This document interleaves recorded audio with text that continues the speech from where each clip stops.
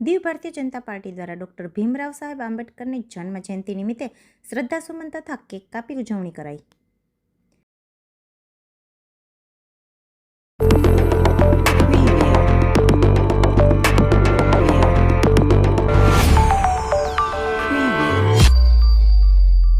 કેન્દ્ર શાસિત પ્રદેશ દીવ જિલ્લા ભારતીય જનતા પાર્ટી દ્વારા આજે ડોક્ટર ભીમરાવ સાહેબ આંબેડકરની 134મી જન્મ જયંતિને લઈ બીજેપી કાર્યાલય ખાતે પુષ્પાંજલિ કાર્યક્રમ આયોજિત કરવામાં આવ્યો હતો. જે અંતર્ગત બાબા સાહેબ આંબેડકરના ફોટો પર ફૂલ અર્પણ કરી પુષ્પાંજલિ આપવામાં આવી હતી. સાથે ડોક્ટર ભીમરાવ આંબેડકરના જન્મદિવસની કેક કાપી અને બીજેપી હોદ્દેદારો કાર્યકર્તાઓએ એકબીજાને કેક ખવડાવી ઉજવણી કરી હતી. આ પ્રસંગે બીજેપી જિલ્લા પ્રમુખ મોહનભાઈ લખમણે અને નગરપાલિકા પૂર્વ પ્રમુખ હેમલતાબેન દિનેશે ડોક્ટર ભીમરાવ સાહેબ આંબેડકરના જીવનચરિત્ર, તેમના સંઘર્ષ અને તેમની ઉપલબ્ધિઓ અંગે વિસ્તૃત માહિતી આપી હતી. આ કાર્યક્રમમાં બીજેપી રાજનેતાઓ, હોદ્દેદારો, કાર્યકર્તાઓ, ચૂંટાયેલા પ્રતિનિધિઓ વગેરે ઉપસ્થિત રહ્યા હતા અને કાર્યક્રમને સફળ બનાવ્યો હતો.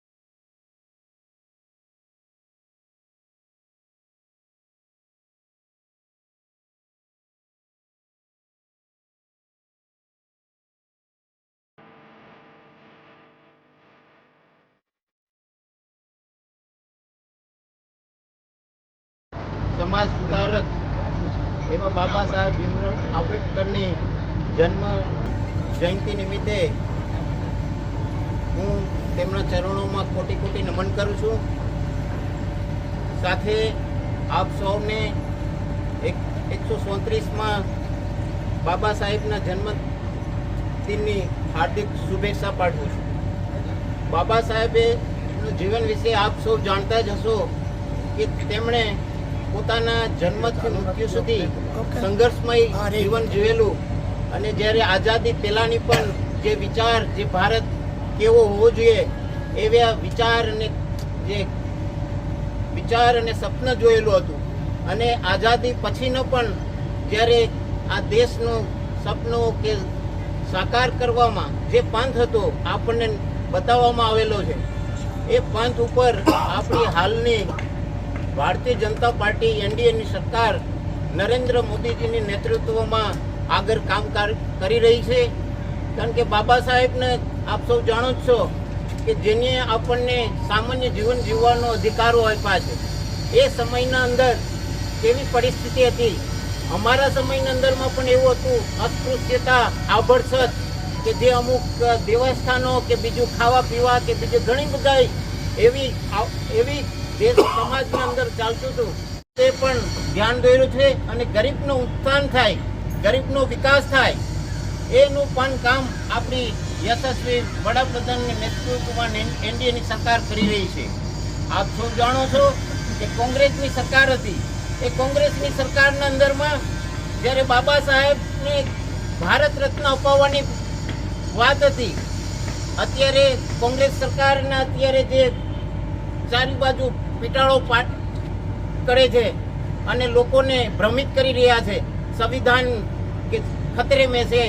હું એ બાબતે કહેવા પણ માંગુ છું કે તેમણે જ્યારે એક ભારત રત્ન અપાવવાની પણ જ્યારે એને હવે વિચાર નહોતો કર્યો, જ્યારે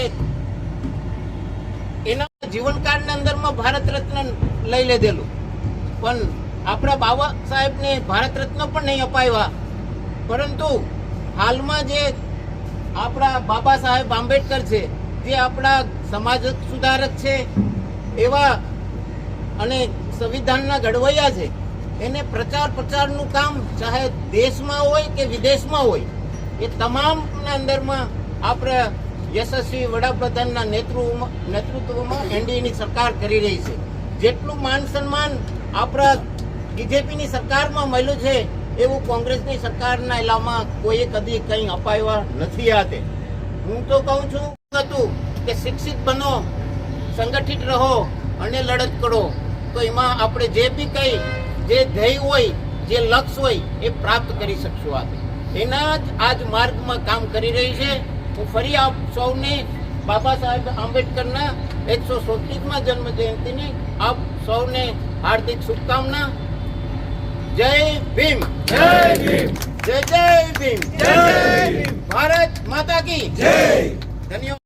आज तो श्री बाबा साहेब अम्बेडकर जयंती की उत्सव में आप सभी का बहुत बहुत स्वागत करती हूँ और आप सभी का धन्यवाद अदा करती हूँ कि भारतीय जनता पार्टी की ओर से हमारे बाबा साहेब अम्बेडकर का जन्मदिन बड़े धूमधाम से मनाया गया. इस अवसर पर बाबा अम्बेडकर के बारे में ज़्यादा कुछ नहीं बोलूँगी, लेकिन बाबा अम्बेडकर के इस बर्थडे के अवसर पर मैं आप सभी को